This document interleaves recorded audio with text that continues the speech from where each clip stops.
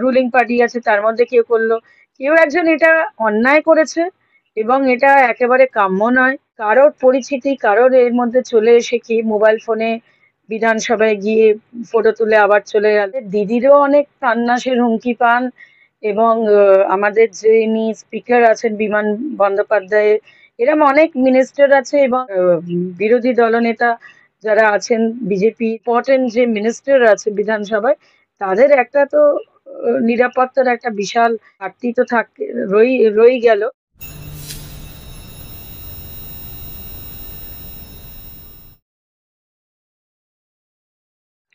যেটা বিধানসভার মধ্যে একবারে নতুন একটা বিষয় দেখা যাচ্ছে, যে বিধানসভা কক্ষের মধ্যেই ঢুকতে দেখা গেল এক অজ্ঞাত পরিচয় ব্যক্তিকে কালো জামা পরে। কিন্তু ওই ব্যক্তি কে, কোথা থেকে এলেন, এবং তিনি ওখানে দাঁড়িয়ে ভিডিও করলেন, তার দিক থেকে তার বিষয়ে কোনো রকম জানার চেষ্টা করা হলো না, তদন্ত কোনো এগোলো না। কি বিষয়টা, নিরাপত্তা নিতে একটা বড় সড় প্রশ্ন থাকছে। না, বিধানসভা কিংবা গভর্নর প্লেস হাইকোর্ট এরিয়া এমনি এটা খুব নিরাপত্তা বেষ্টন হওয়ার কোনো জায়গাই নেই। এইখানে নিরাপত্তা নিশ্চিদ্র হওয়ার জায়গা নেই, কেন এইগুলো খুব ভাইটাল। কেন জাস্টিসরা এভরিডে বিচারকরা তারা ভার্ডিক্টস দিচ্ছেন, জাজমেন্ট দিচ্ছেন। আর ওইখানে governor plays very important vital. ওখানে 144 এখন বিএনএস যে নতুন আইনের ধারা প্রয়োগ হয়েছে সেই সেইখানেও দেখা যায় যে এই জায়গাগুলো এবং আমাদের বিধানসভার পাশে, টাউন হলও পাশে, তো এই সব জায়গাগুলো ইম্পর্টেন্ট। তারপর আমাদের এখানে এজি বেঙ্গল আছে, বিভিন্ন স্ট্র্যান্ড রোডে মিনিস্ট্রি অফ ল জাস্টিস আছে, শিপিং কর্পোরেশন আছে, কলকাতা পোর্ট ট্রাস্ট আছে, এলআইসিরও একটা বিল্ডিং। এই জায়গাটা খুব ভাইটাল জায়গা। এসবিআই অত বড় একটা হেড অফিস এখানে আছে, ইস্টার্ন জোনাল। তো নিরাপত্তাটা আমাদের এখানে হচ্ছে কি জানো, এটা সারা বিশ্বে কিন্তু নিরাপত্তাহীন। যতই আমরা নিরাপত্তা মনে করি, এখানে সিকিউরিটি দিয়ে তোমার ক্যামেরা দিয়ে কিংবা লেজার বুক দিয়ে নিরাপত্তা যেটা আমরা মনে করছি এখন খুব টাফ। কেন কারোর পরিচিতি কারোর এর মধ্যে চলে এসে কি মোবাইল ফোনে বিধানসভায় গিয়ে ফটো তুলে আবার চলে গেল, এইগুলো একেবারে মানে মানে এটা তো একটা তদন্ত সাপেক্ষ হওয়া উচিতই। আর সেকেন্ডলি হচ্ছে যে সেইখানে তো আমাদের মুখ্যমন্ত্রীর একটা নিরাপত্তার বিশাল, কেন মুখ্যমন্ত্রী আমাদের মমতা দি, তার নিরাপত্তা ভীষণভাবে দরকার। প্লাস আরো যারা মিনিস্ট্রির ক্যাবিনেটস আছে তাদেরও সেই সময় দরকার। তো বিরোধী দলনেতাকে বারবার খুনের হুমকি আসছিল, সেই জায়গায় তো তারও প্রাণনাশের একটা হুমকির আশঙ্কা করছে বিজেপি বিধায়করা। পাশাপাশি এটাও হতে পারতো, আজকের মোবাইল যেটা নিষেধাজ্ঞা রয়েছে, মোবাইল নিয়ে প্রবেশ করা যায় না, বিধায়করা প্রবেশ করতে পারে না সেখানে। একজন অজ্ঞাত পরিচয় ব্যক্তি, তার কোনো কোনো পরিচয় জানা গেল না, সে ঢুকে গেল এবং তারপর মোবাইল নিয়ে ভিডিও করলেন। আগামী দিনে তো হতে পারে কোন রকম আগ্নেয়াস্ত্র নিয়েও প্রবেশ করতে পারেন, এমনটাই অভিযোগ করছেন বা এমনটা আশঙ্কা করছেন বিজেপি বিধায়ক শঙ্কর ঘোষ। দেখুন, এটা তো উনি আশঙ্কা করছেন, কিন্তু আমাদের দিদিরও অনেক প্রাণনাশের হুমকি পান এবং আমাদের যিনি স্পিকার আছেন বিমান বন্দ্যোপাধ্যায়, এরম অনেক মিনিস্টার আছে এবং বিরোধী দলনেতা যারা আছেন বিজেপির, তারাও আছেন, সিপিএম এরও আছে, কংগ্রেস, সবারই জন্য আছে নিরাপত্তার একটা সবসময় একটা প্রাণনাশের হুমকি এরম আছেই।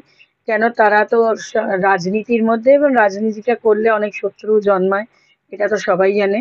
আর এখনকার দিনে একটা এমনি সাধারণ মানুষের শত্রু হয়ে যায়, সেটা তো এরা তো অনেক বড় প্রোটোকলের লোক আছে। এর নিশ্চয়ই তদন্ত হবে, তা হবে না কেন? আমাদের বিমান বন্দ্যোপাধ্যায় যিনি, তিনি একজন আইনজীবীও।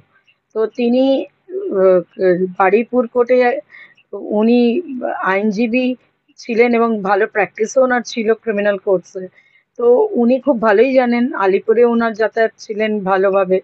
তো উনি আলিপুর বারুইপুর সবকটি ওই জুরিসডিকশনে করতেন এবং সেখানকারও বিধায়ক উনি।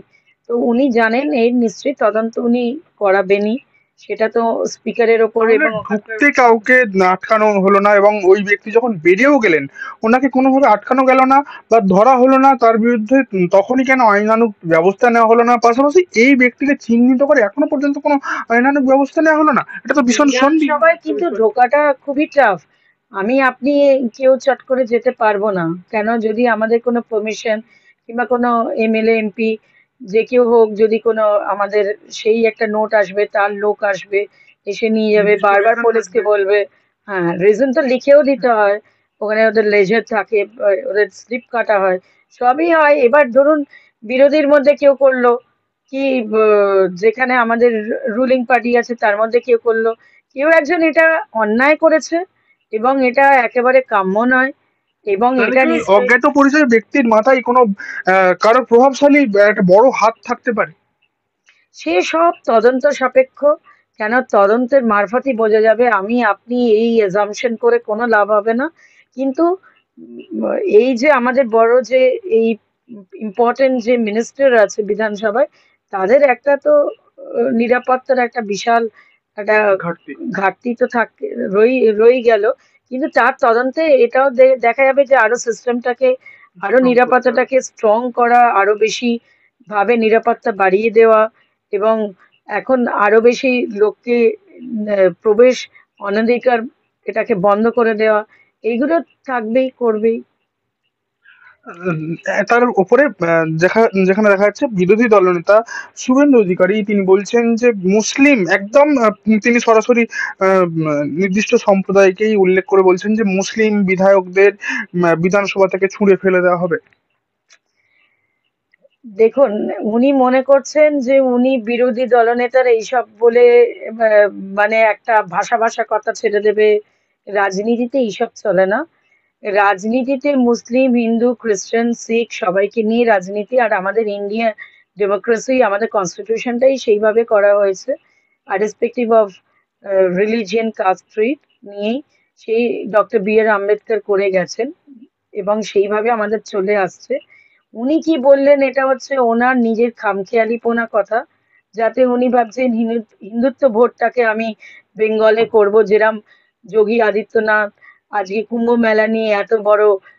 আমাদের দিদি ঠিকই বলেছেন, আমাদের মুখ্যমন্ত্রী দিদি মাননীয় মমতা বন্দ্যোপাধ্যায়, উনি একেবারে ম্যাচিওর পলিটিশিয়ান হিসেবে এটাকে তুলে ধরেছেন যে কি করে কুম্ভ মেলা এত বছর ধরে এত, এরাই বা জানতে কি করে পারলো, কি ক্যালকুলেশনের বেসিসে হচ্ছে। মহাকুম্ভ। হ্যাঁ, মহাকুম্ভ। সেই নিয়ে এটা যেরাম দিদি আমাদের একেবারে সঠিক দিক দেখিয়ে দিয়েছে, এইভাবে ও এখানে বিরোধী দলনেতা শুভেন্দু অধিকারী ওর খামখেয়ালিপনায় তো আর কখনো এইভাবে হিন্দুত্বকে আমি প্রগাঢ় করে কব্জা দেব। করা যাবে না। হ্যাঁ, কবজা করে এখানে আমি বেঙ্গলের পলিটিক্সটাই অন্য। বেঙ্গল এইসব কোনো মানে না। কেন? বেঙ্গলে এখানে মুসলিমও যেরকম আছে, হিন্দুও আছে, শিখও আছে, ঈসাই আছে, সবাই আছে, এবং সম্প্রীতি। সব সম্প্রীতি আমরা প্রতিটা রিলিজিয়ন ফেস্টিভ্যাল যেগুলো হয়, এই যে এখন রমজান চলছে, হ্যাঁ, ঠিক টাইমে সেখানে প্রেয়ারও হচ্ছে শান্তিপূর্ণভাবে। পুলিশ অনেক পোস্টিং আছে সব জায়গায়, কিন্তু স্টিল সবাই শান্তিপূর্ণভাবে করছে। এখানে এই ধরনের এমপি কিংবা ইউপি কিংবা এই এত রকমের যেগুলো দেখা যাচ্ছে যে রিলিজিয়ন নিয়ে, ধর্ম নিয়ে এত কিছু চলছে, সম্প্রদায়। বেঙ্গল এইগুলো একদমই বরদাস্ত করে না। বাংলা অন্য পথে চলে, বাংলা এইসবের দিকেই নেই। বাংলার ছেলেমেয়েরা চায় তারা পড়াশোনা করে উন্নতি করুক, এবং কাস্ট ক্রিড রিলিজিয়ন এখানে কোনো মানাই হয় না। দিদি আরেকটা বিষয় যে সামনেই তো আর একটা দিন পরে দোল হোলি, এই দোল হোলির পর এই যে হোলির দিন পড়ছে রমজানের একটা বিশেষ নামাজের একটা দিন, একটা নির্দিষ্ট সম্প্রদায় সেই জায়গায় নামাজের জন্য বা একটা নির্দিষ্ট সম্প্রদায়ের জন্য আরো একটা সম্প্রদায়কে তার সময়সীমা বেঁধে দেওয়া, যে হোলির যে সময়সীমা 11টার মধ্যে সমস্ত কিছু কমপ্লিট করে দিতে হবে, তারপরে নির্দিষ্ট একটা সম্প্রদায়ের নামাজ, একটা তাদের প্রার্থনা রয়েছে, সেই সময় কোনো রকম অন্য সম্প্রদায়ের কোন রকম আচার আচরণ বা রং খেলার চলবে না। এইরকম ভাবে এই দিকটাই কোনোভাবে কি বেঁধে রাখা যায় একটা ধর্মকে আটকানোতে? দেখুন, মানুষ নিজের ডিসিপ্লিনে চলে। মানুষ কখনো হোলি এত রাত অব্দি কেউ খেলেও না। আর সেকেন্ডলি কথা হচ্ছে যে মানুষ এটা বোঝে যে একটা যখন এখানে রমজান চলছে, যখন নামাজ পড়বে, সেই টাইমটা ওদের টাইমটা ওইখানে ওদের দিয়ে দিতে হবে। ওখানে গিয়ে তার হোলি খেললে হবে না। তারা তো একটা প্রার্থনার মারফতে আল্লাহর কে তারা সেই প্রার্থনা সারা দিন না খেয়ে থুতু না ফেলে তারা কঠোর মানে পরিশ্রম করে সেই এই তাদের ধর্মটা ঠিকভাবে নির্দিষ্ট পালন করছে, সেখানে তো সব মানুষের সেই বিবেক বুদ্ধি আছে। আর এটা মানে পশ্চিমবঙ্গ, এখানে মানুষ সেই রুড নয়, সেই এই ধরনের নীতি নিয়ে চলে না। মানুষ ঠিক টাইমে ঠিক হোলি খেলা বন্ধ করবে, আর তাদেরও রমজানের যে আবার সেই প্রেয়ার, সেটা তারাও করতে পারবে। হ্যাঁ, বিরোধীদের তরফ থেকে একটা প্রশ্ন উঠছে যে প্রশাসনের একতরফা ভূমিকা, যে প্রশাসন নির্দিষ্ট একটা সম্প্রদায়কে এবং একটা সম্প্রদায়কে বেশি করে জায়গা দিচ্ছে এবং আরেকটা সম্প্রদায়কে একটা খামতি রাখছে। এই জায়গায় যে একতরফা হয়ে থাকার যে প্রশাসনের যে অভিযোগ, এই বিষয়ে আপনি কি বলবেন? এইগুলো তো বিরোধী বিজেপির নেতার চাল। এইগুলো সবসময় তারা মানে যেদিন থেকে দিদি এসেছেন মুখ্যমন্ত্রী হয়ে, সেদিন থেকে ওদের এটা আরম্ভ করে দিয়েছে। কিন্তু দিদি দেখুন, আজকে লক্ষ্মী ভান্ডার তো সব সম্প্রদায়ের ঘরে পৌঁছচ্ছে। মুসলমান, শিখ, ইসাই, হিন্দু সবার ঘরেই তো পৌঁছচ্ছে লক্ষ্মী ভান্ডার, কন্যাশ্রী। সেখানে দিদি কেন মতভেদ করবেন, কেন ধর্মভেদ করবেন? আর এখানে একটা সম্প্রদায়কে দিচ্ছে, সেটা কি কোনোভাবেই না। দিদি যদি সম্প্রদায়কে একটা দিত, তাহলে লক্ষ্মী ভান্ডার, কন্যাশ্রী, হ্যাঁ, যুব সমাজের যে বেকারত্ব, এইগুলো যে দিদি বেকার ভাতা কিংবা বৃদ্ধা যে এইগুলো পায়, সেই জায়গাগুলো তো তাহলে তো দিদি হিন্দুদের জন্যই করতো, তা তো করেনি।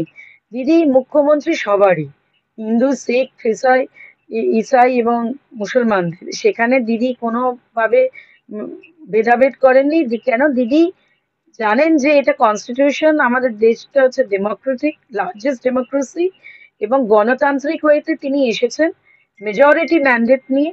এবং সেখানে দিদি কে এইখানে বললেও কোনো কিছু হবে না। কেন? বিরোধীদের এটা কুৎসা রটনা। আর ওরা হিন্দুত্ব মুড়ে দিতে হয়। দেখুন নেপাল আজকে কি হয়েছে, হিন্দু হিন্দু করে নেপালটাই পুরো ভেঙে গেছে। নেপালের কোনো প্রসপারিটি নেই। আজকে ইন্ডিয়া যদি নেপালকে না সাহায্য করে, পুরো চীনে চীনে ওদের গিলে খেয়ে নিচ্ছে। এবং ওরা চীনেদের আন্ডারে থাকতে চাইছে না। চীনেতে আপনি নেপালে যাবেন, রাস্তার ওপর রাস্তা ভেঙে যাচ্ছে, আবার চীনে গিয়ে করছে। মানে ওদের পুরো ইকোনমিটাকে ক্রিপল করে দিয়েছে।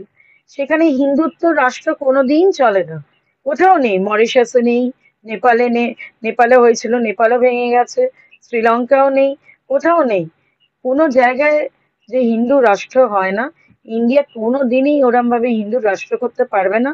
তাহলে মুশকিল হয়ে যাবে ইন্ডিয়ার ইকোনমি ডেভেলপমেন্ট, আমাদের কালচার, হেরিটেজ, সবকিছু জলাঞ্জলি চলে যাবে।